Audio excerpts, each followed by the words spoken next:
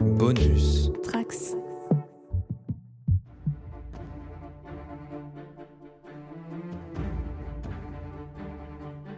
Bonjour, bonsoir à tous, nouvel épisode sur la JDR Academy. Cette fois-ci, nous attaquons les Lames du Cardinal V2, produit par Eldercraft. Nous allons jouer en 1652 à la fin des événements de la Fronde. Avec moi, autour de la table, je vais avoir des nouveaux joueurs sur la JDR Academy, mais aussi des anciens sudistes membres de Monster Week Gascogne. Pour inaugurer ce tour de table, nous avons Tibor. Bonjour, bonsoir. Pour cette campagne, je vais jouer le capitaine Gabriel Chéreau, baron de Malrépast, actuel capitaine des Lames, qui va avoir la lourde tâche d'encadrer les autres là. Juste à ta droite, nous avons Rémi. Qui nous joue-tu aujourd'hui ? Bonjour, bonsoir à toutes et à tous. Je joue Rémi Lediou de Milodiou, capitaine également, mais capitaine corsaire d'un vaisseau qui s'appelle le Redoutable. Ils font partie des Lames depuis 5 longues années. Nous avons le personnage qui sera interprété par Tiffany. Bonsoir, je vais faire Sylvestre Delcourt. Je suis un valet courtisan. En gros, j'entends pas mal de choses, mais je suis aujourd'hui Dame du Cardinal depuis quelques années. Et enfin, pour terminer ce groupe, nous avons le personnage qui est interprété par Lisa. Bonsoir tout le monde, je suis Valérien Orville, un homme de 30 ans, originaire du Béarn, d'une famille de bergers. Après moult filouteries, j'ai essayé de retrouver le droit chemin pour rendre ma famille un peu plus fière. Et me voilà au sein des Lames du Cardinal. Au service du cardinal Mazarin. Les Lames du Cardinal est un jeu qui se joue à base de tirage de cartes. En fonction des compétences que vont utiliser les personnages, ils doivent piocher une carte rouge ou noire pour obtenir un succès. S'ils piochent la mauvaise couleur, ça sera un échec. Le système de combat, les joueurs doivent piocher une main de cartes qu'ils doivent utiliser au cours de leur combat. Les cartes noires sont des cartes d'attaque et les cartes rouges sont des cartes de défense. Sur ce, chers auditeurs, il est temps de se lancer dans l'aventure. Nous sommes en décembre 1652. Votre groupe a été séparé depuis quelques mois suite au démantèlement du réseau des silencieux. Malgré la réussite de votre mission, il ne reste plus que vous trois, car plusieurs de vos camarades sont tombés au combat pour déjouer cette conspiration. Leur mort vous a laissé des séquelles. Le capitaine Chéreau a été détaché auprès du jeune roi Louis XIV et de la reine régente Anne d'Autriche. Delcourt a été envoyé à Bordeaux et Orville en Provence afin de suivre les traces d'une conspiration menée par la loge des Arcanes. Votre capitaine vous a réunis dans un endroit sûr, avec un ordre de mission qui n'émane pas de son éminence Mazarin, mais de la reine régente Anne d'Autriche. Vous voici donc, tous les trois, à l'auberge de l'Ancre Acre, à côté de la porte de la Tasse, dans la ville de La Ciotat. Quel temps fait-il ? Grand soleil, fin d'après-midi. Qui est la première personne qui a pénétré dans l'auberge et Moi, j'étais la première. où est-ce que tu t'es posé dans l'auberge ? Plein milieu, à la porte d'entrée, et t'as une table ronde. Je suis sur cette table-là. Delcourt, à quoi ressembles-tu ? J'ai une trentaine d'années, mais j'ai l'air fatiguée. On sent que j'ai déjà beaucoup travaillé et que j'ai démarré à travailler très tôt. J'ai un visage assez terne en termes de peau et des traits donc assez marqués avec des cernes, avec déjà quelques rides. J'ai des lunettes sans quoi je vois pas hyper bien. Mais sauf que j'ai qu'une trentaine d'années et j'ai un visage de 50 ans. J'ai une barbe un peu grisonnante, des cheveux grisonnés, plutôt bien soignés. Je suis pas habillée avec de gros moyens, mais ça sent bon et ça fait propre. Et j'ai un grand chapeau. C'est stressant la vie de valet. C'est très stressant. Qui est la deuxième personne à être arrivée ? Je dirais Valérien, j'arrive de Paris, c'est pas la porte à côté. J'ai bien fait attention aux alentours avant d'entrer et j'ai vérifié qui était déjà au rendez-vous. Il y avait pas mal de monde dans cette auberge. J'ai reconnu mon comparse directement et je l'ai rejoint à la table. Tu as commandé quelque chose à boire ? 2 bières du coup, et pas que pour moi. À quoi ressembles-tu ? Je suis un homme à l'allure commune, qui garde plutôt une apparence négligée pour passer inaperçu, de taille moyenne, brun, les cheveux un peu ébouriffés, mi-longs, avec une légère barbe, les yeux bruns. J'ai une corpulence sèche et je suis plutôt endurant et très agile. De manière générale, je porte une livrée classique et un grand chapeau sous lequel se cache mon petit dragon. Il s'appelle Crochefer. Je suis parti en Wyvern de Paris, donc j'ai quand même gagné pas mal de temps. Il y a forcément un Wyvernier à Marseille. De là, j'ai payé le cheval. Parti, j'ai fait mes 30 km entre Marseille et La Ciotat. Donc j'arrive un peu frais. J'arrive digne, je suis capitaine après tout. Je rentre dans la taverne, je sais que je dois retrouver mes anciens compagnons, donc je les cherche du regard, et je sais que je dois trouver un corsaire avec le symbole gascon quelque part, donc je le cherche du regard aussi. Quelle est la chose que tu trouves étrange et qui attire ton regard dans cette taverne? On est le soir, c'est l'heure quand même, les gens viennent à la taverne. Elle est bondée, mais avec l'expérience, on arrive quand même à sentir que c'est un peu tendu. Les gens sont tendus à l'intérieur, ça rigole un petit peu, mais c'est un peu comme pour se forcer. On a connu plus accueillant comme taverne. Je vais à la table avec mes camarades, je suis quand même content de les revoir. Le capitaine est quand même un petit peu distant. Ils me connaissent, ils savent que je suis pas du genre à m'étendre sur les sentiments, donc je me mets à la table. J'utilise bien évidemment le move des capitaines, c'est-à-dire que je prends la chaise, je la retourne et je m'appuie sur le dossier. Un petit salut de tête, un petit sourire. Un homme, la trentaine, les cheveux bruns, assez longs, en queue de cheval. Il a une tenue de cavalier, imberbe, contrairement à beaucoup de personnes de l'époque. Des traits assez fins, c'est pas l'archétype de la grosse brute et même un visage assez doux, mais un côté un peu distant. C'est être chaleureux et assez protecteur, mais un petit côté froid au début. À 2 tables de vous, capitaine Milodiou, tu es assis sur une table. Je suis en train de jouer avec 3 personnes et nous sommes en train de jouer avec des cartes et évidemment, qui dit jeu dit argent. Donc, il y a sur la table un tas de pièces. Je parle fort et je rigole tout en jouant des cartes alors que les 3 autres lascars ont l'air plutôt tendus. À quoi ressembles-tu? Bien qu'il y ait un mot pour décrire Rémi Lodiou, ce soit flamboyant, il n'est malheureusement pas très aisé, et comme vous allez le voir dans quelques instants, il essaye de se débrouiller comme il peut avec l'argent, mais malheureusement, il ne roule pas sur l'or. Et donc, comme beaucoup de Gascons, il a les cheveux noirs de jet, comme beaucoup de corsaires, il a une barbe de 5-6 jours, ça fait plusieurs jours qu'il était en mer là, et donc il n'a pas vu de lame depuis longtemps. Ce qu'on voit le plus chez lui, c'est pas ni sa barbe ni ses cheveux, mais ce sont ses dents, parce qu'il est toujours en train de sourire et de rire et d'être solaire. Non, au niveau vestimentaire, par contre, une tenue entre deux. Je n'irai pas jusqu'à dire qu'elle soit rapiécée, mais on voit bien qu'elle n'est pas de première jeunesse. Ce qui est propre, par contre, chez lui et qui est vraiment beau, c'est sa cape rouge, une demi-cape qui s'arrête au niveau des fesses, et des bottes marron, des cuissardes, on appelle ça.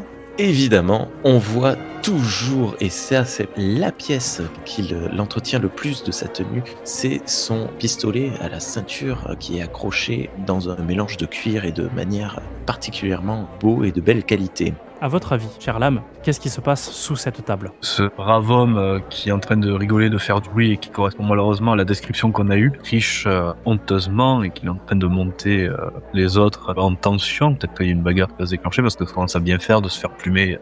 Capitaine, 2000 audio, tu vas pouvoir me faire un jet de débrouille pour pouvoir arriver à tricher. Ça va être une difficulté de 3, donc on va faire un jet éclair. Tu as 4 en débrouille, donc la moitié pour pouvoir faire un test éclair, c'est de 2. Tu vas me tirer une carte. Si c'est une carte noire, c'est une réussite. Si c'est une carte rouge, c'est un échec. C'est rouge. Je pose une première carte qui était un as rouge. Carreau, je rigole. Et je sors une deuxième carte. Je regarde le deuxième adversaire qui est cette fois en face de moi. Et il s'agit d'un as de pique. Je regarde le troisième larron. Et je pose un as de cœur. La chance n'est pas avec vous ce soir. Et je pose la dernière carte qui est un as de pique. Ah, vous savez, il triche, crie le grassouillet qui était à ta droite. Il pose lui aussi son as accompagné de roi, dame et cavalier. Mais c'est pas possible, répond celui qui est en face de toi qui lui a la caractéristique d'être tout à fait fétiche. Il pose un as de carreau. C'est de la triche. Et de sous la table sortent pour te braquer 3 pistolets. Il va être temps de tirer l'initiative.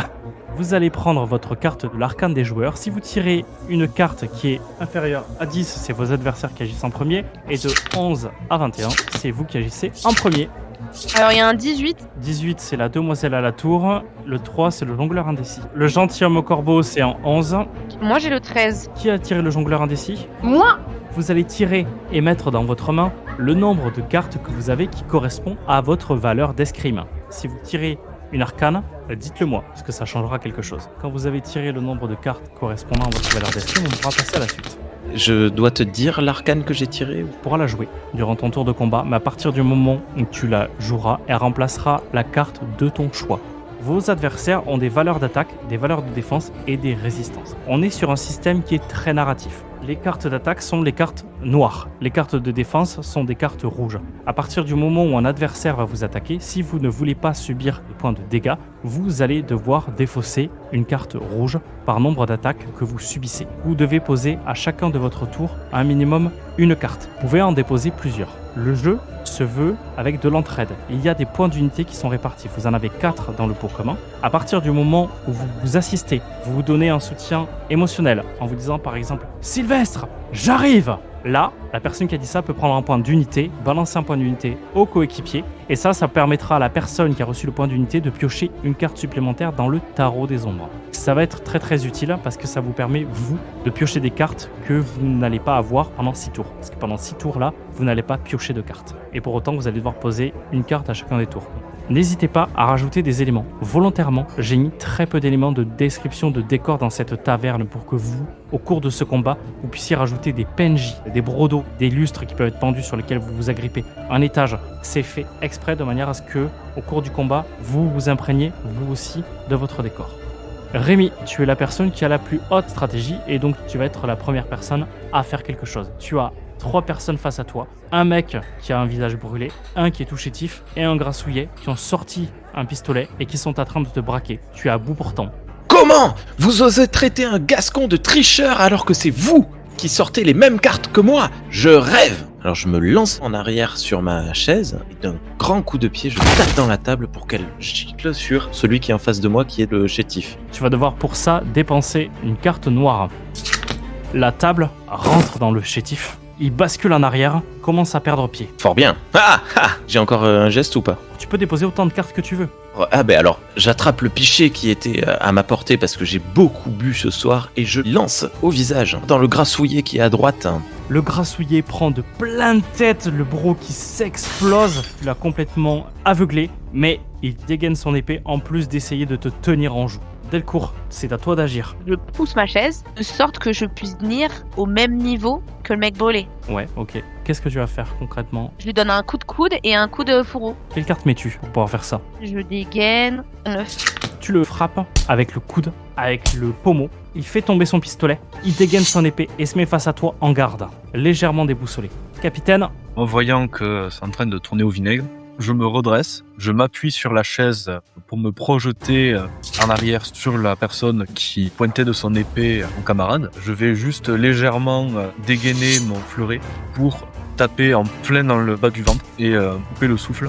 En même temps qu'il se penche, ma deuxième attaque, c'est un coup de genou dans le nez pour le mettre KO.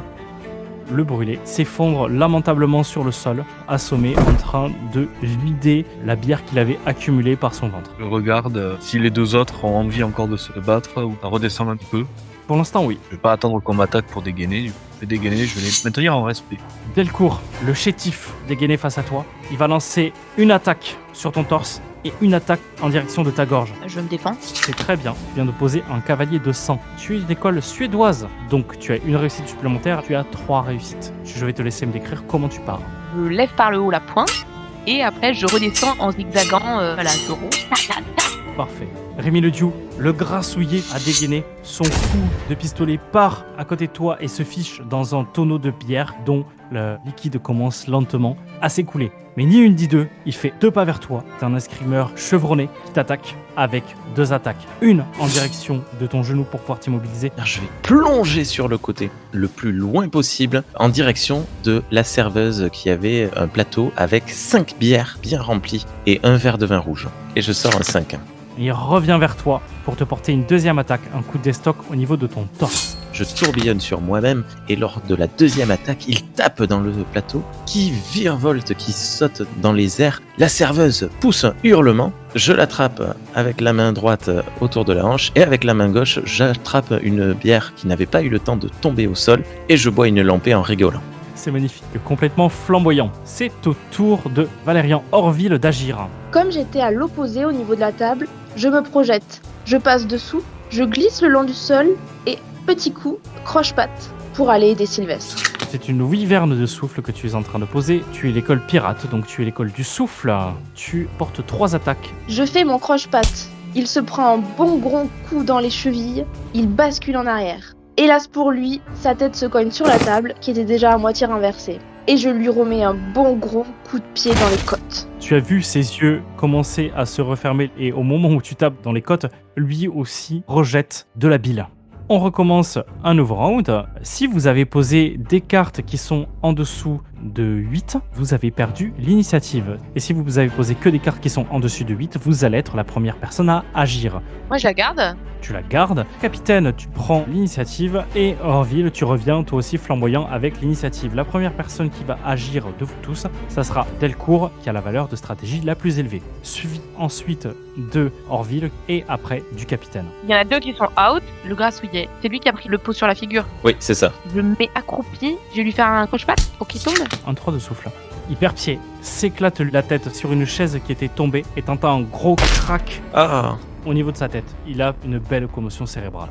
Le combat vient de se terminer. Il y a beaucoup d'agitation au sein même de la salle.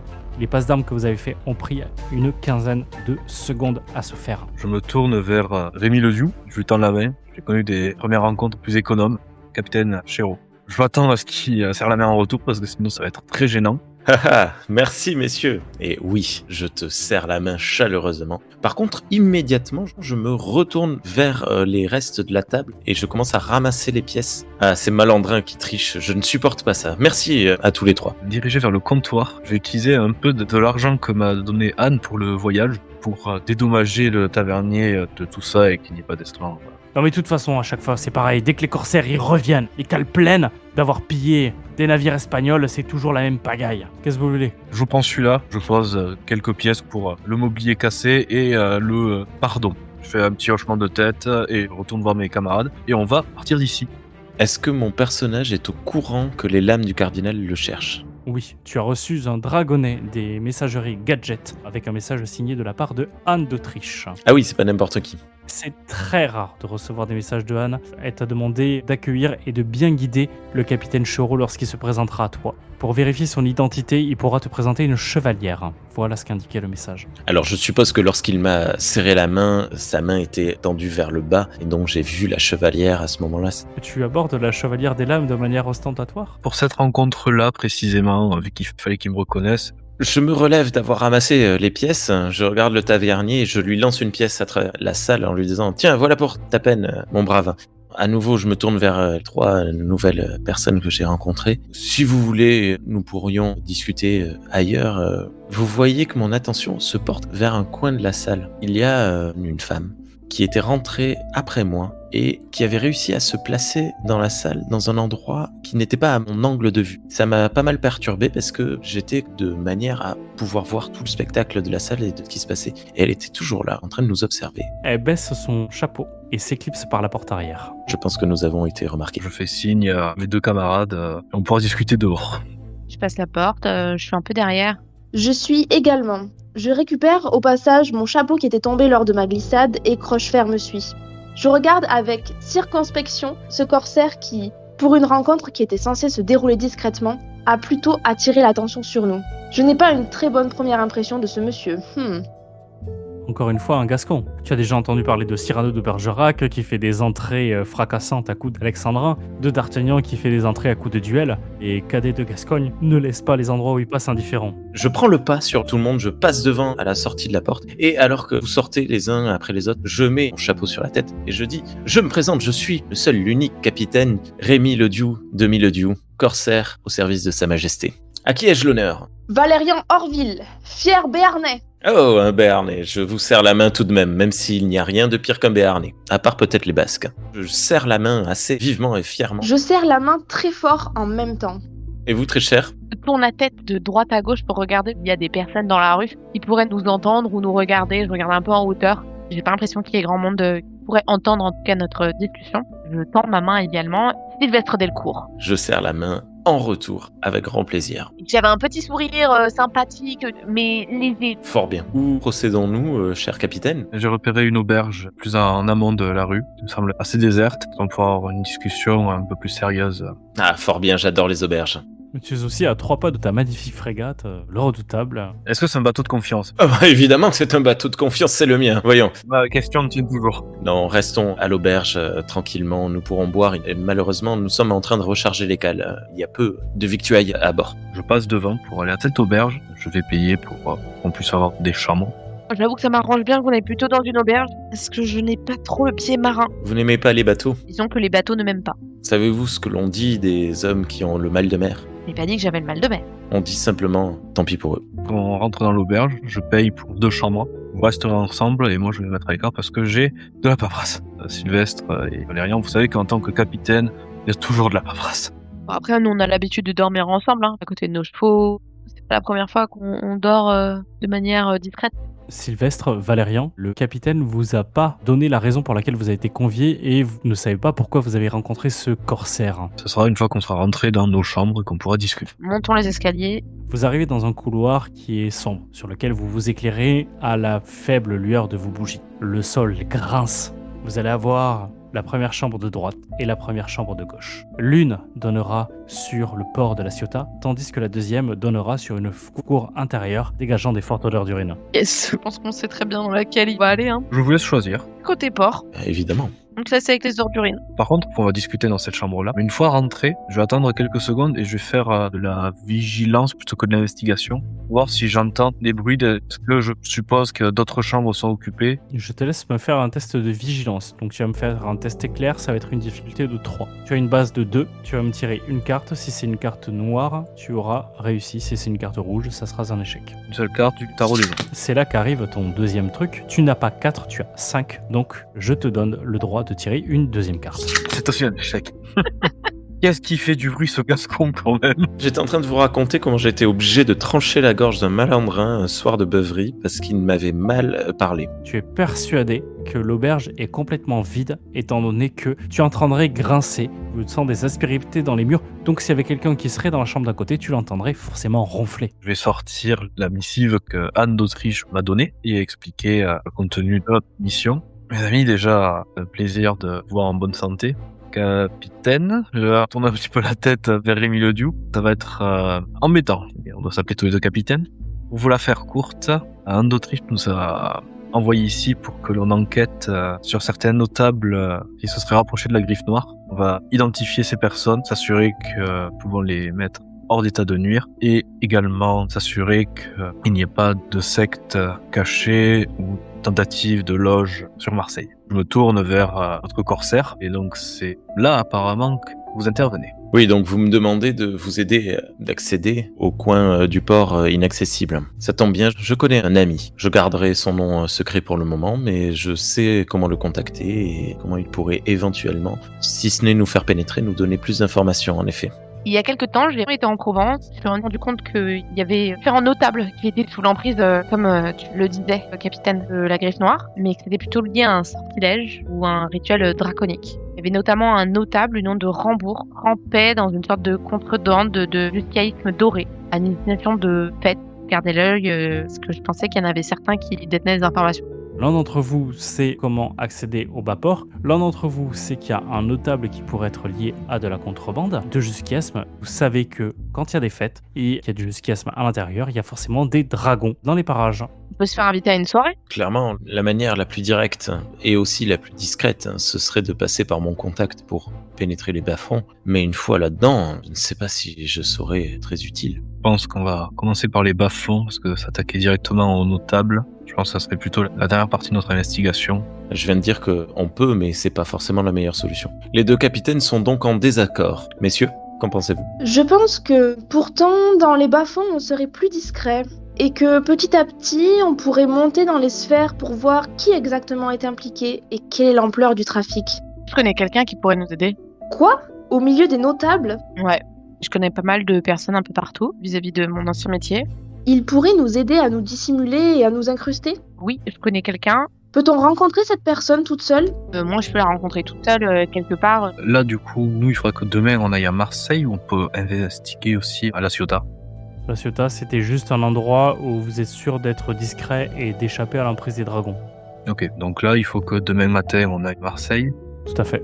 Bon, je vais contacter mon ami de longue date qui nous fera pénétrer le port. Il est encore temps de le faire maintenant. Alors qu'on vient de prendre une chambre dans une auberge? On a quand même payé la chambre pour la nuit. C'est aux frais de la reine, je m'en moque. Mais très bien, dormons aussi si vous le préférez. On pourrait dormir un peu et partir au milieu de la nuit, ou à l'aube. Ouais, à l'aube. Plutôt à l'aube. Les voyages de nuit, c'est quand même moyen. Ça risque d'être dangereux. Eh bien, capitaine, On y va à cheval et on connaît pas la route. Très bien, bon, restons ici, nous partirons demain. Il me faut donner juste quelques ordres à mes hommes à bord du Redoutable et je reviens dans un instant. Je fais juste un aller-retour à mon bateau.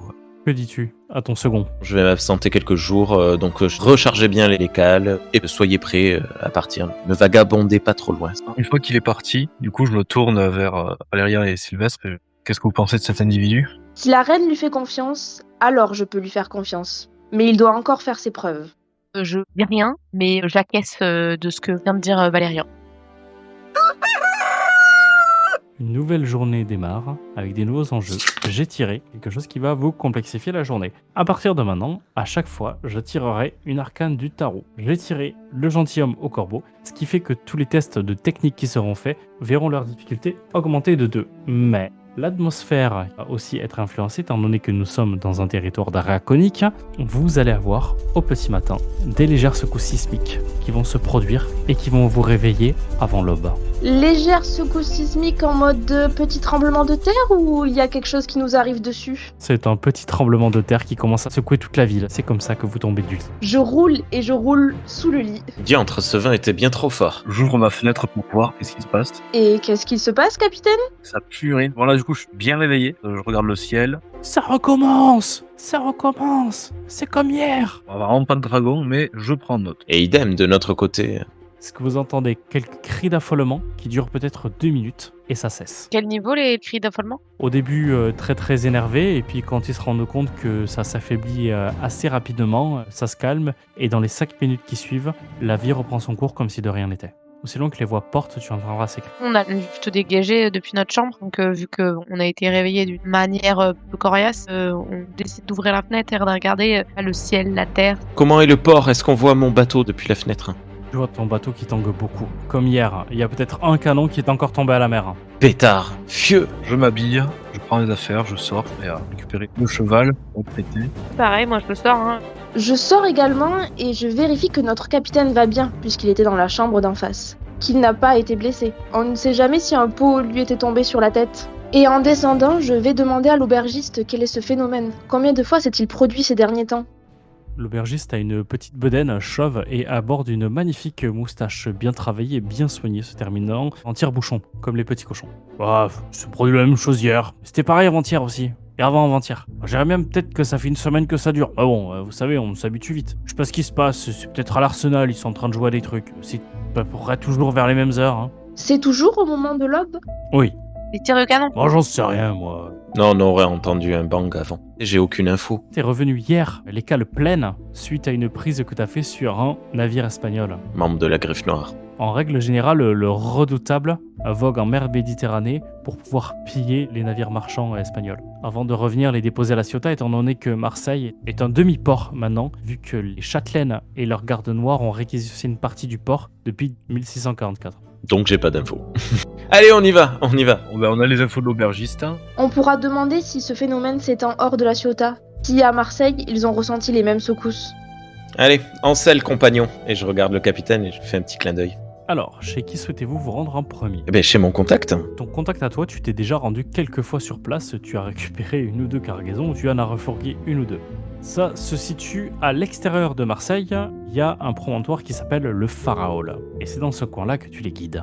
Vous chevauchez, vous mettrez une demi-journée à faire vos 30 km étant donné que vous passez par diverses petites agglomérations, et vous arriverez au bout d'un moment du côté de Pharaol. Le Diou, tu les feras passer à l'intérieur d'une petite caverne qui débouchera sur un embarcadère. Le lieu est sombre, il y a une petite odeur qui commence à vous attraper les narines, celle du sang. Sans rien voir, vous êtes persuadé que quelque chose d'anormal s'est produit il y a quelque temps ici. Je serre les dents et je dis « Le bœuf !» et je dégaine mon épée. Le Diou, tu avances en premier. Évidemment. Je regarde mes camarades et je dégaine mon épée, je lui emboîte le pas. Vous êtes en train de marcher sur un embarcadère. Vous sentez les planches glissantes et arrivez à une dizaine de mètres du fond de cet embarcadère qui est un embarcadère qui se situe dans une grotte donc par lequel on ne peut pas rentrer que par des petites barques. Vous voyez un corps à moitié reposant sur l'embarcadère et à moitié immergé. Du sang a coulé au niveau de ses pieds. Est-ce que c'est Jean le bœuf? Tu en as la certitude. Tu vois son tricorne à côté. Le bœuf! J'accours à ses côtés. Je fais un jet de vigilance pour voir s'il y a des gens tapis dans l'ombre. Difficulté 4. Waouh! Oui, monsieur. C'est une condition défavorable étant donné que tu es dans le noir. Je tire. Tu tires 2 cartes étant donné que tu as 5. Si tu obtiens une carte noire, tu peux directement retirer une autre carte. C'est un échec. Je suis votre capitaine, ayez confiance en moi. Tu es persuadé que, mis à part les quelques poulpes qui commencent à se rapprocher de la moitié immergée du corps, il n'y a rien à l'intérieur de cette caverne. Tu es même sûr que tu es seul en compagnie du corsaire et que tes 2 autres compères t'ont laissé à l'extérieur de la caverne. Je rentre dans la caverne, mais en marche arrière. Je m'assure des arrières. Pour l'odeur, j'ai toujours un foulard comme beaucoup de personnes de l'époque. Caché dans mon veston, je le remonte sur la moitié de mon visage pour me cacher le nez à cause de l'odeur. Et je dégaine ma lame. Je peux faire un geste de vigilance. Tu peux le faire aussi, donc toi, tu peux me tirer qu'une seule et unique carte. Attention, si tu tires une carte noire, tu auras le droit de retirer une deuxième carte. Ah, magnifique. Ouais. Tu peux me tirer une deuxième carte. Ah, il y a bien des cartes noires. Juste pas pour moi. Toi aussi, tu remarques qu'il y a quelques poulpes qui commencent à se positionner à côté des blessures qui ont entaillé le corps de l'homme. Tu remarques aussi quelques moules accrochés à certains rochers. Je pose mon épée et je le sors de l'eau. Le bœuf, mon ami. Les poulpes, qu'est-ce qu'ils font maintenant que le corps est plus dans l'eau? Il retombe dans l'eau. Il s'enfuit en voyant la tête de Lediou. Tu t'aperçois qu'il est entaillé de partout et qu'il y a du sang qui continue encore à couler. Je confirme sa mort, hein. Il est bel et bien mort. Ses yeux livides, sans vie, te regardent comme s'il était mort de surprise, les yeux ouverts. Si tu veux déterminer les causes de sa mort, il faudra faire un test de médecine, difficulté 2. Je suis à 0. Moi, je veux bien faire un jet en médecine. Donc là, je dois piocher du rouge. Tout à fait. Yeah! Une réussite. Ouh. Et donc là, je pioche une deuxième. 2 réussites. Et tu m'en pioches une troisième étant donné que tu as pioché une carte rouge dès le début.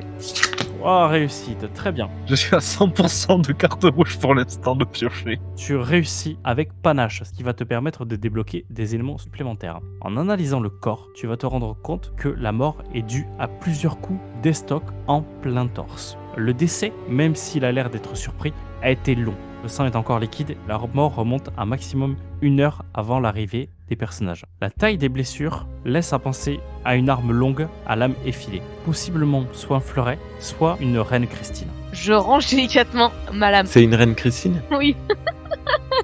Personnellement, j'ai un fleuret, mais tu sais que ce n'est pas nous. Je partage cette information aux autres. Il est donc mort en luttant de face, malgré la surprise. Il a vu la mort. Il est mort en combat, il a juste été très surpris de tomber. C'est un malheur, mais c'est déjà ça. C'est une seule arme qui a fait tous ces entailles ou ça serait plusieurs lames de même type? C'est une seule lame. Sylvestre, tu te rends compte d'une chose, il y a plusieurs caisses à proximité sur l'embarcadère, et si tu as la curiosité d'en ouvrir une, tu vas découvrir des fioles du jusquiasme doré. Ah ah! Donc on a retrouvé du chiasme doré. Je peux dire que j'ai une forte impression que cette caverne était le repère de trafiquants de jusquiasme doré. Non, je connais cette caverne. Elle est à le bœuf. C'est lui qui l'utilise. Le bœuf trafiqué de manière générale. Il est courant de voir passer des caisses de jusquiasme dans ses barques, mais ce n'est pas non plus son travail principal. Il n'y a pas de petit office, Un bureau? une petite zone à l'abri? Est-ce que tout est stocké sur l'embarcadère ou est-ce qu'il a une sorte d'entrepôt creusé dans la caverne? Un petit peu plus loin, là, si on continue en longeant, il y a un petit recoin. On peut poser une quinzaine de caisses. C'est pas énorme, hein, mais ça permet de temporiser. Là-bas, tu vas trouver quelque truc. Moi, je fouille le corps de Leboeuf en attendant. J'étais à l'entrée de la caverne pour tenir garde, pour ne pas être pris à revers et embusqué dans cette caverne. En attendant la découverte des caisses, je me rapproche. Et je peux faire une investigation pour essayer de voir s'il y a un signe ou quelque chose dessus ou à l'intérieur de ces caisses. Le capitaine était également en train de se diriger pour fouiller dans un coin. Un recoin qui a apparu inaperçu lorsqu'ils ont foncé tête bêche vers les embarcadères en sentant cette bonne odeur de sang, mais à ta droite, alors que tu es rentré 5 mètres après l'entrée, il y a ce recoin sur lequel quelques caisses sont interposées avec une lampe à huile d'allumée. À côté de cette lampe à huile se tiennent plusieurs papiers. Je te laisse donc me faire ce test d'investigation. Est-ce que le capitaine souhaite t'aider ? Le fait d'aider, c'est une réussite, quelle que soit ma stat à moi d'investigation. Tout à fait. Tu apportes une réussite supplémentaire. Valérien, on va faire un test éclair. Tu vas devoir me tirer une carte supplémentaire pour voir si tu fais une réussite qui permette d'obtenir un panache sur ton test. Tu as obtenu une carte noire au lieu d'une carte rouge. Tu as l'habitude de lire des plans de navigation. Tu te rends compte qu'il y a différents plans de navigation qui font état de sortie de différents navires sur le château d'If. Le château d'If, c'est une forteresse qui est située légèrement au large de Marseille et qui de base, empêche les bateaux d'attaquer Marseille. Capitaine, quant à toi, à côté, tu trouveras des papiers d'inventaire de contrebande. Il y en a un qui attirera ton attention, c'en est un qui permet de déclarer et de rendre tout ce qui est marchandises de contrebande légale. En bas, il y a une petite signature qui est apposée avec un sceau. Le sceau est en R, une signature apposée sur laquelle il y aura marqué « Rembourg ». Ah, ah. Je transmets cette information et je prends évidemment les papiers. Par curiosité, je voudrais ouvrir une des caisses aussi. L'un d'entre vous peut me faire un test d'érudition, difficulté 2 s'il vous plaît. J'ai que 2 en érudition. Donc c'est une réussite automatique que tu obtiens. Tu as quelques notions de droit. Très très habilement, il arrive à détourner les marchandises de contrebande et à les rendre légales, sans mettre aucun seul et unique frais. Blanchissement. Je regarderai un peu plus précisément l'inventaire quand j'aurai l'occasion, une fois que j'aurai vu ce qu'il y a dans les caisses. Si c'est que de la Jusquiam.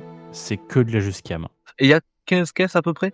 Le château d'If, ça me dit quelque chose. Lors de ma dernière mission, j'ai rencontré 3 personnes, 2 gardes noirs et une louve. Le résumé, de manière assez bâtarde, de ces échanges et de cette mission, j'ai quand même compris qu'il y aurait un archéen qui se cacherait au château d'If. Quand tu étais ici en région provençale, tu t'es lié d'amitié avec diverses personnes. 2 d'entre elles sont des gardes noirs, qui sont les protecteurs des châtelaines, et l'une d'entre elles est une louve. En parlant et échangeant des informations, tu sais que cette région est une région qui est propice à la magie draconique. Eux, ils sont là pour la contrer. Fut un temps, il y a une légende qui court comme quoi il y aurait un archéen, donc les dragons primordiaux, qui dormiraient sous la ville.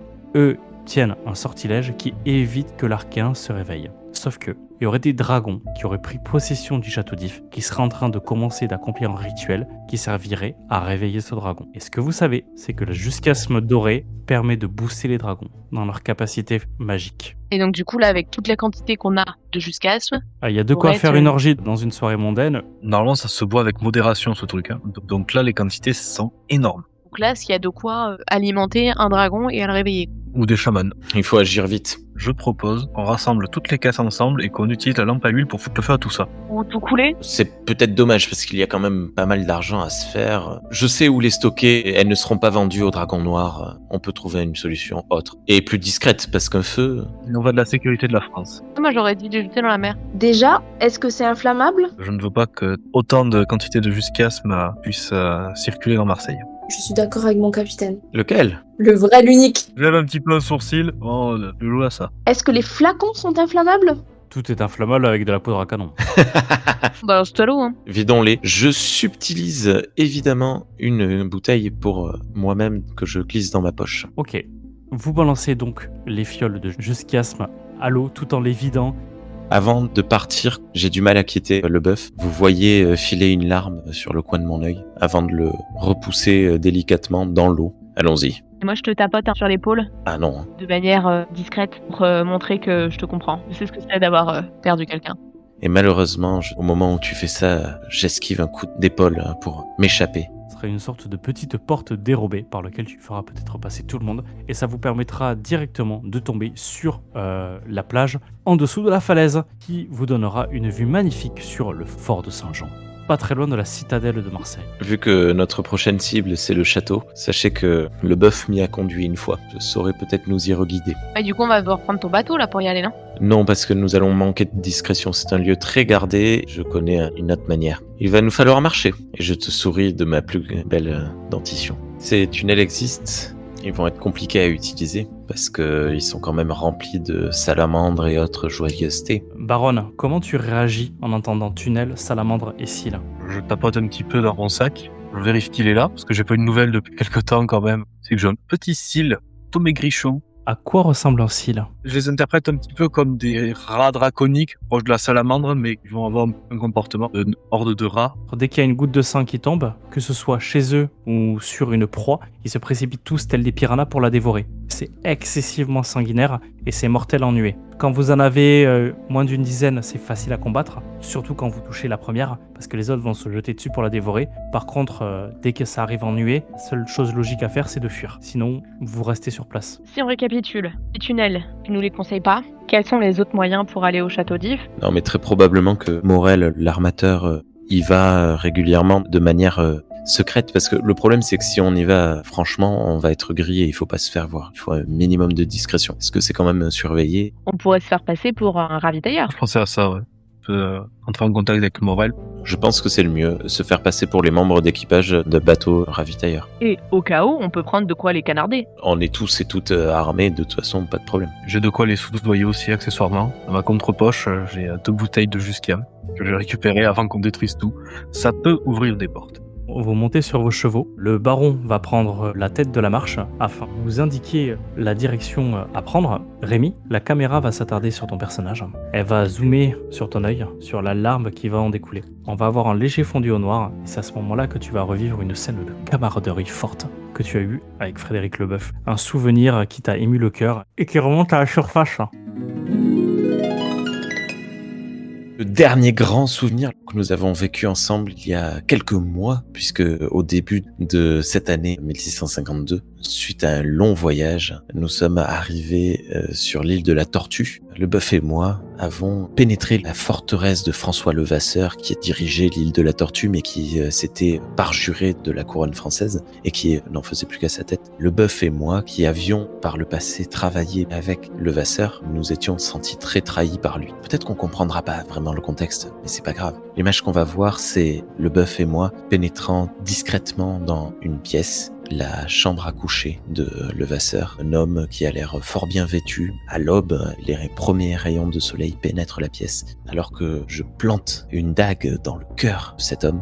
Leboeuf passe derrière lui et lui tranche la gorge. Et ce qui est particulièrement étrange, c'est que sur l'instant, c'est une scène de violence assez crue et inouïe, mais Leboeuf et moi esquissons un regard et nous sourions en même temps.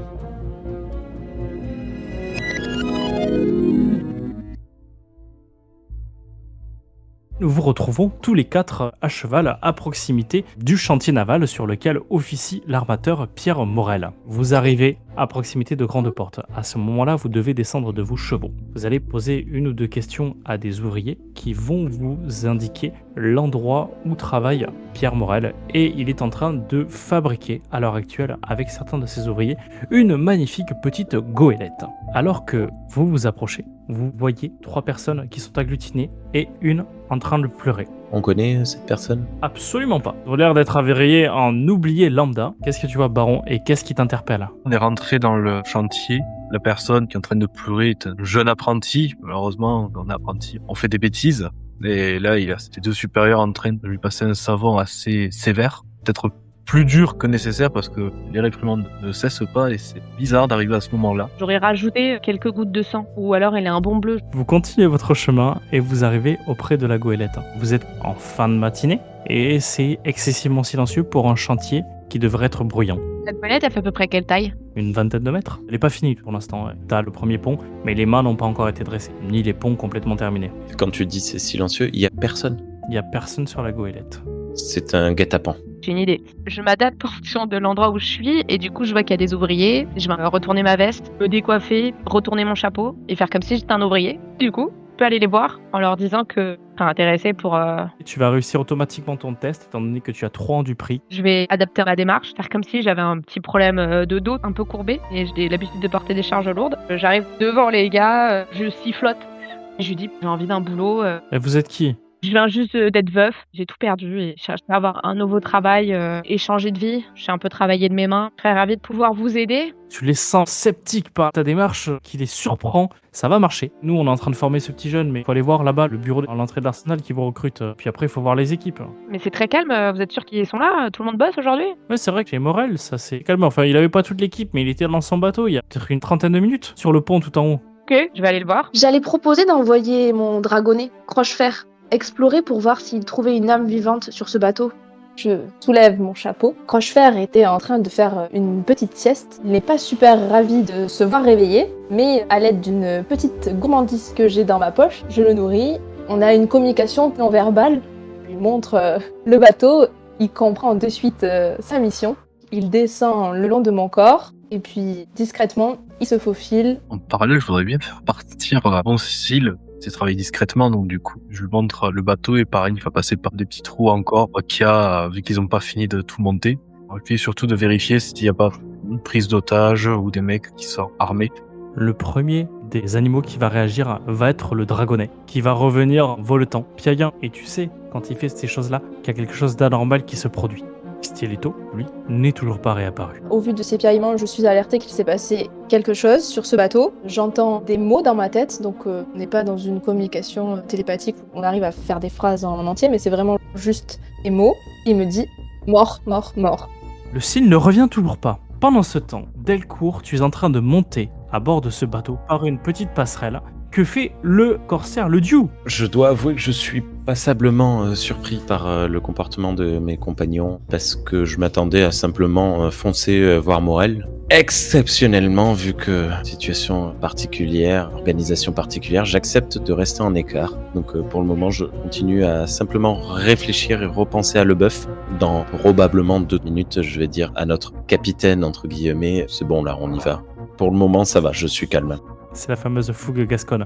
Delcourt, tu franchis la dernière marche de la passerelle et tu enjambes la balustrade qui est en train de se faire construire. Tu te retrouves sur le pont. Tu vois un corps posé au sol et un Sil en train de dévorer le cadavre présent sur place. J'étais déjà pas très à l'aise, je sentais que mon équilibre était pas ouf, mais alors là, je me retourne et je vomis de l'autre côté. J'ai communiqué à mes camarades ce que Crochefer m'a dit, donc mort, mort, mort. On comprend que notre camarade vient sûrement de découvrir un cadavre. Je pars à sa suite, je fonce. Je ne sais pas si on me suit ou pas.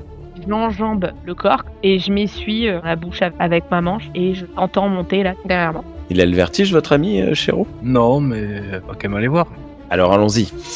Je dégaine. Discret, oui, Gascon. Plus tard pour la discrétion et je cours, cap au vent. Une fois en haut, je demande au baron qu'il rappelle son Sil. Baron, vous allez vous apercevoir que votre Sil vous fait la tête de chien battu. Non, j'ai fait une bêtise et revient la tête entre les jambes à votre pied afin de regagner sa cachette. Oui, mais quand il me regarde comme ça avec ses petits yeux injectés de sang, il est tellement mignon. Non, il a des écailles, mais il a 2 écailles blanches en dessous, ça lui fait une petite moustache. Ah non, je peux pas être énervé, il fait oui, la prochaine fois je te donnerai un cadavre. Le corps, vous n'en avez pas vu grand-chose. Il y a 2 bottes qui dépassent. La jambe qui a commencé à être croquée par le Sil, il est enseveli sous une partie de toile. Ce qui fait qu'il a peut-être été passé inaperçu par les autres personnes sur le chantier. Mais si vous souhaitez en savoir plus, il va falloir faire un tirage de médecine ou d'investigation. Moi j'ai 7 en investigation et j'ai 4 en médecine, donc à la limite si quelqu'un a à peu près pareil dans l'un ou dans l'autre, on peut se répartir. Et moi je t'aide, hein. J'ai 4 en investigation et 2 en médecine, donc 2 fois moins que toi. J'ai 4 et 1. Moi j'ai 1-0. D'accord. Donc en fait, moi, je fais le tour de la zone. Le cadavre, je constate qu'il est mort. Je fais le tour du coin, quoi. J'observe surtout les environs. Pour vérifier s'il y a d'autres personnes. Je te mets la main sur l'épaule. Par contre, petit Gascon surexcité, n'allez pas renverser ou déplacer quoi que ce soit. Regard hautain, coup d'épaule à nouveau, et je pars. Je le suis pour vérifier qu'il ne fasse rien qui pourrait compromettre la scène. Je fais un petit oui approbateur de la tête à Orville. À la moindre connerie, je loupe pas. En fait, mon idée, c'est de cette manière d'enquêter, j'aimerais faire un tirage sur vigilance, en fait. Voir si, via ma vigilance, j'aurais pu retrouver des traces d'une bagarre passée, d'une personne en train de s'enfuir ou ayant fui. J'essaye de tricher, quoi, en gros. Oui, tu me fais un test de vigilance. Tu vas devoir me tirer une carte noire pour pouvoir avoir une réussite. Et vu que Valérien est avec moi, peut-être que, du coup, demander à Valérien un peu d'aide. Bon, si c'est pour de l'investigation, je suis prête à aider.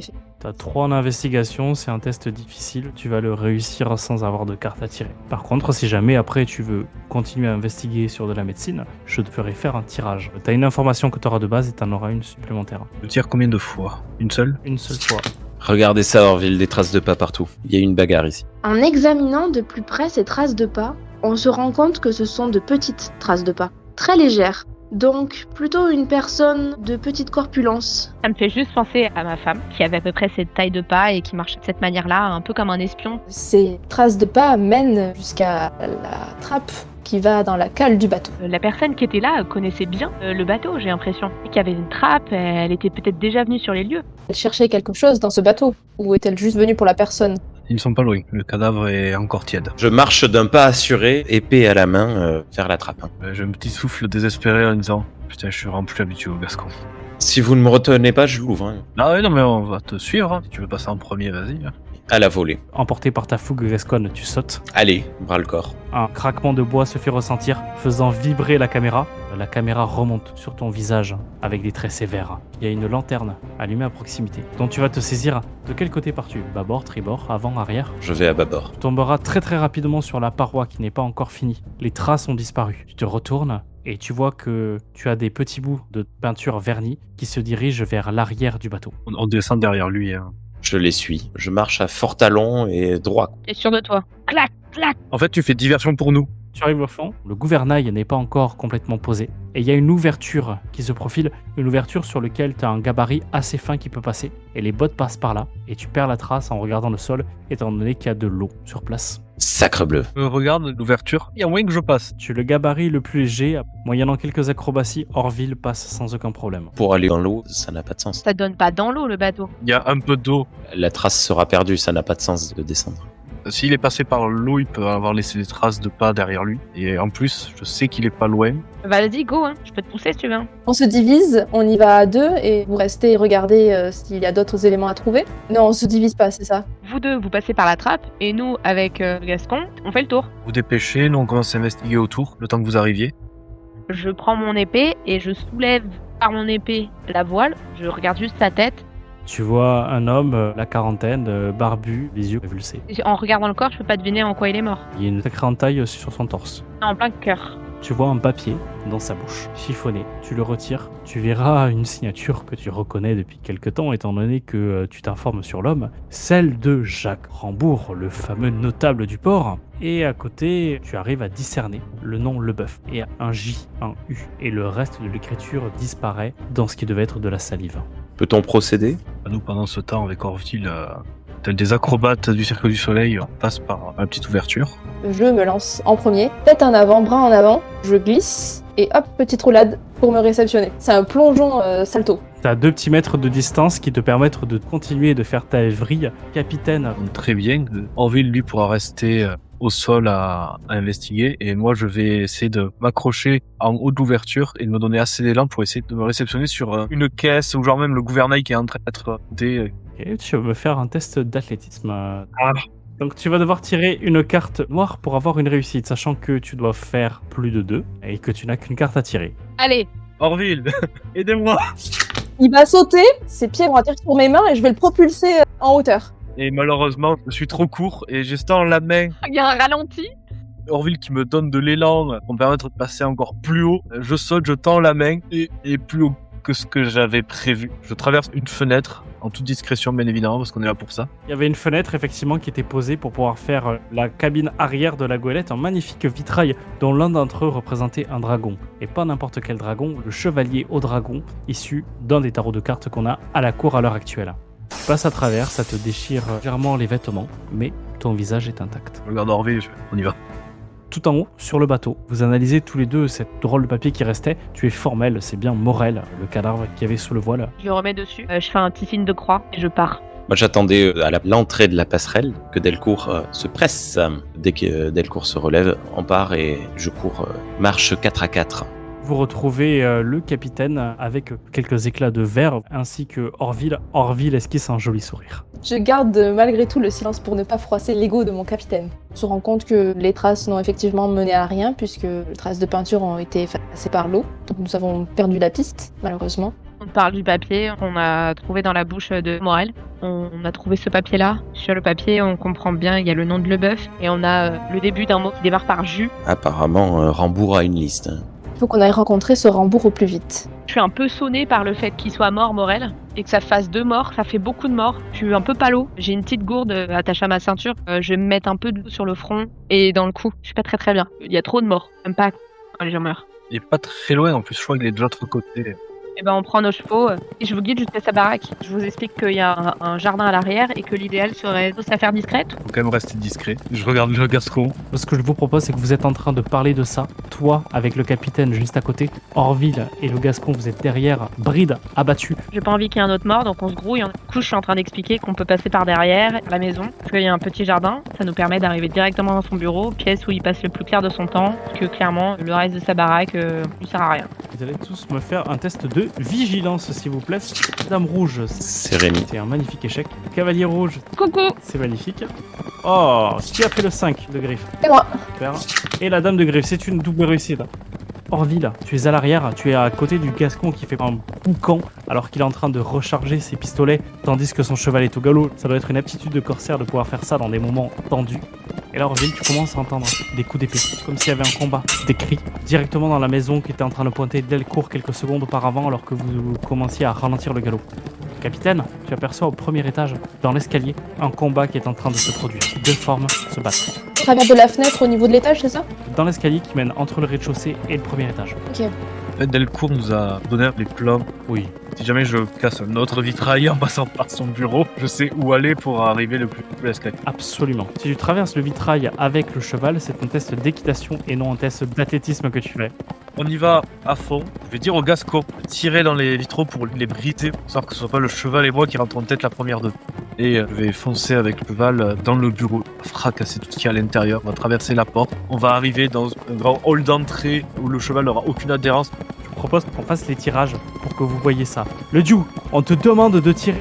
Ça tombe bien ça alors. Tu as le mousquet dans la selle de ton cheval. Alors, tu as 6 en tir, donc 3. C'est un tir difficile, je te fais même pas tirer de carte. Tu me dis exactement où tu vises et comment le vitrail se brise. Je vise en plein centre évidemment. La balle fuse, pénètre le vitrail et l'espace d'une demi-seconde il ne se passe rien. Et puis il explose en 1000 morceaux pouvant laisser pénétrer le cheval de notre chéro. Capitaine, tu vas me faire un tirage d'équitation. Il faut que tu tires une carte noire. Il faut voir le tir chirurgical de l'Odiou qui a très bien fait le travail. Je me prépare, je fais sauter le cheval à travers l'encadrement. On passe par-dessus le bureau, on renverse une chaise au passage qui explose sous les sabots. On continue tout droit. Heureusement, la porte était déjà entrouverte. On défonce la porte, peut-être la première avec le cheval, et je saute du cheval. Je galope à bride abattue. J'aperçois un balcon au niveau de l'étage et comme il semble qu'il y ait du mouvement à ce niveau-là, je me redresse sur mon cheval, je profite de l'élan, je saute, j'arrive à m'agripper au barreau du balcon, je grimpe, me voilà sur le balcon.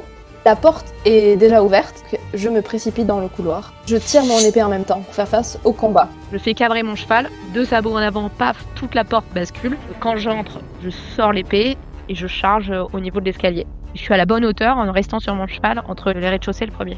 Orville a fait quelque chose de magnifique qui va me rendre passablement jaloux. Donc je me demande si je vais pas m'essayer au même exercice, vu que ça ferait quand même une équipe de 2 en bas et de 2 en haut. Mécaniquement, lui avait 3 en agilité, là où toi, tu n'en as que 2. Donc tu vas devoir être obligé de me tirer une carte et de faire du noir pour que ça passe.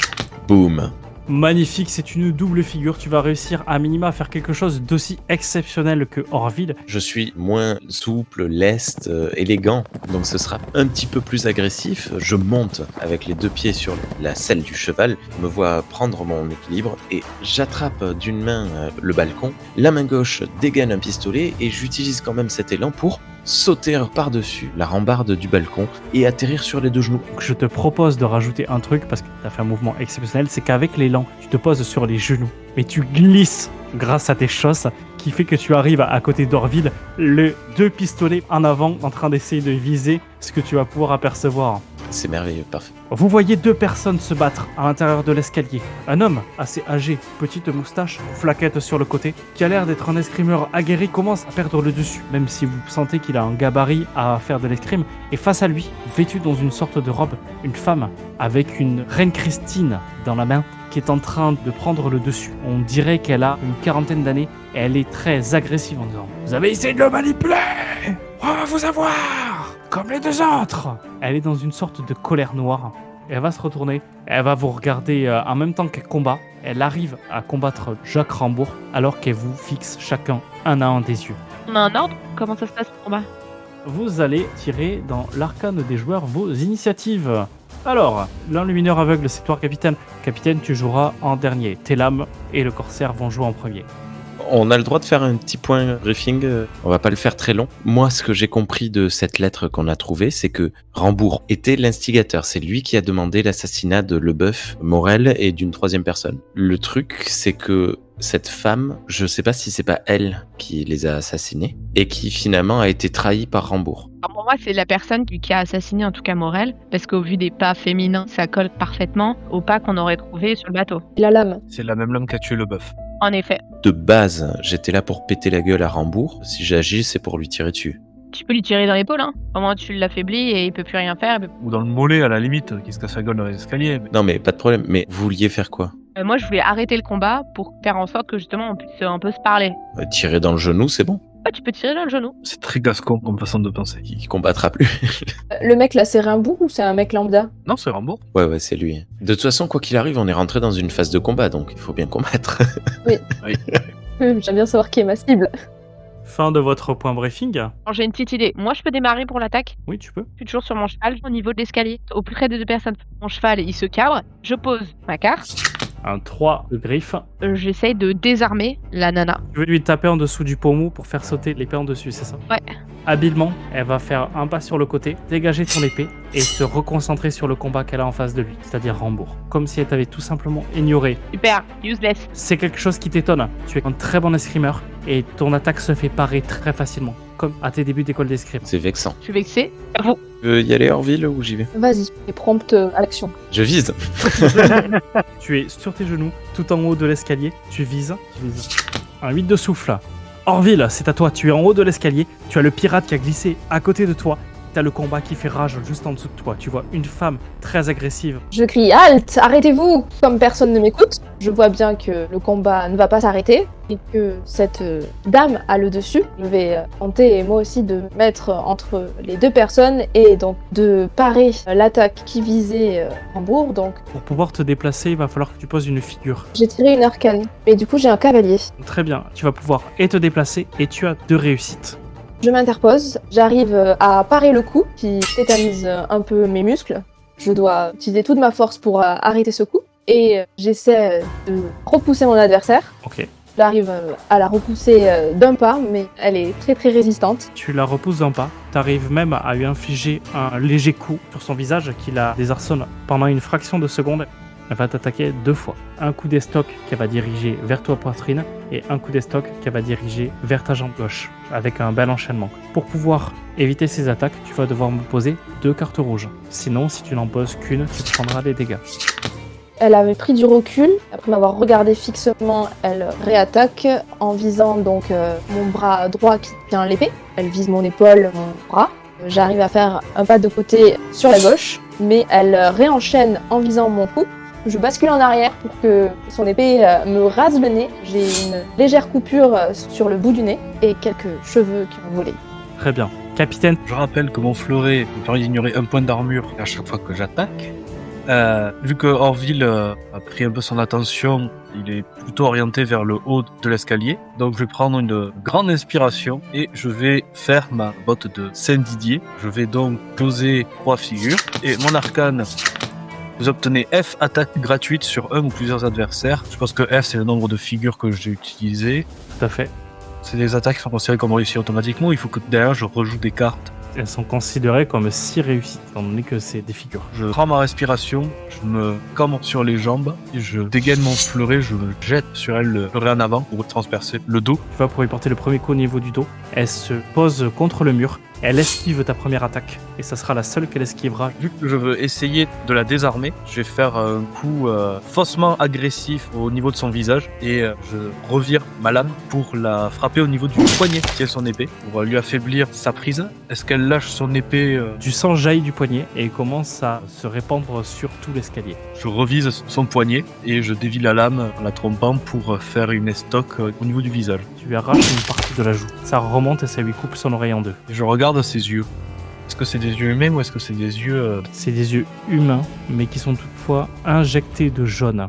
Tu vas te prendre un coup de pied, qui va te projeter en arrière. La chevalière que tu pensais avoir rangée convenablement va sortir de la poche. La chevalière va faire une rotation sur elle-même et va passer à proximité des yeux de la personne. Elle va fixer la chevalière et notamment le symbole qu'il y a dessus. Avant que le bruit de pistolet de Lediou retentisse, on entendra « Vous, l'âme, il va vous avoir, il va vous tuer !» Et c'est à ce moment-là que le coup de feu retentit. Exactement. Étant particulièrement insultant et en colère, je tire évidemment dans les fesses de Rambourg. Ah, c'est sur Rambourg que tu tires, ok. Avec le pistolet droit, hein. Et avec le pistolet gauche, Je tire dans la poignée de l'assaillante. enfin, tu entends que t'as fait mouche parce qu'il tombe dans l'escalier. Ah, ton tir de pistolet droit tire juste parce qu'il explose littéralement le poignet. L'assaillante tombe à genoux. Énormément de sang s'écoule. Sa tête bascule, tombe sur l'escalier. le tour de combat est terminé. Je cours auprès de la dame, où je vais limite la prendre au vol. Quand elle tombe, j'essaye de la récupérer et de faire en sorte que la tête touche pas le sol. Et je l'enveloppe de mes 2 mains pour la retenir. Et je vois derrière mon épaule le capitaine arriver pour la soigner. J'éloigne son épée et je lui enlève ses gants. Et en attendant qu'il arrive, le capitaine, je la fouille. Tu vas pouvoir commencer à la fouiller alors qu'il va poser le garrot. Je vais te demander un test de médecine très difficile. Tu commences à arriver à la stabiliser. Je sens qu'elle perd énormément de sang. Elle te regarde fixement dans les yeux. Elle sort un couteau de sa poche. Alors que tu pensais qu'elle allait venir vers toi, que tu fais un réflexe pour essayer de la désarmer, elle va s'entailler la gorge. Dans un dernier claquement de sang, elle te fera « La prophétie a dit qu'il vous tuera de ses mains ». Et le sang s'écoule sur l'escalier, laissant la personne inerte sur place. Merci d'avoir écouté ce premier épisode de notre saga de l'été sur les lames du cardinal, qui sera une mini-série de 5 épisodes. Si vous avez aimé cet épisode avec de nouvelles voix, n'hésitez pas à le liker, le partager et de nous faire vos retours, ça fera plaisir aux joueurs de savoir ce que vous en avez pensé. En tout cas, nous vous donnons rendez-vous la semaine prochaine afin d'écouter la suite. Salut!